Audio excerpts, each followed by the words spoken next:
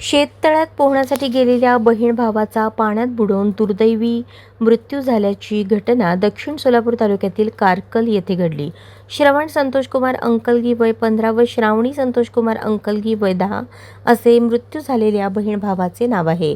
याबाबत माहिती अशी, संतोषकुमार अंकलगी यांचे काही वर्षांपूर्वी अपघातात निधन झाले होते. उषा संतोषकुमार अंकलगी या आई महादेवी कोळी आणि दोन्ही मुलांबरोबर कारकल येथील शेतात राहत होत्या.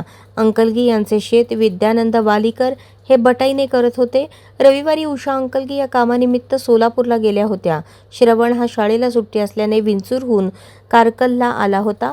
दुपारी 1:30च्या दरम्यान श्रवण आणि श्रावणी 100 बाय 100 शेततळ्यात पोहण्यासाठी गेले. यावेळी शेततळ्यातून बाहेर पडता यावे यासाठी त्यांनी झाडाला दोरी बांधून ती कमरेला बांधली होती. मात्र दुर्दैवाने झाडाला दोरी सुटली आणि दोघे जण पाण्यात बुडू लागले. पण त्यांना वाचवण्यासाठी कोणीच नव्हते. नात नातू जाऊन खूप वेळ झाला तरी त्यांच्या पोहण्याचा आवाज येत नसल्याने घाबरून आजी महादेवी कोळी यांनी शेततळ्याकडे धाव घेतली. तेव्हा त्यांना श्रवण आणि श्रावणी पाण्यात बुडाल्याचे दिसले. त्यांनी आरडाओरडा केला. त्यांचा आवाज ऐकून विद्यानंद वालीकर यांनी घटनास्थळी धाव घेतली.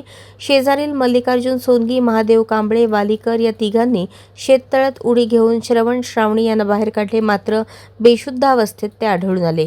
त्यांना उपचारासाठी मंद्रुप ग्रामीण रुग्णालयात आणण्यात आले असता डॉक्टरांनी त्यांना तपासून मृत घोषित केले. घटनेचा अधिक तपास पोलीस हवालदार विठ्ठल बिराजदार करत आहेत.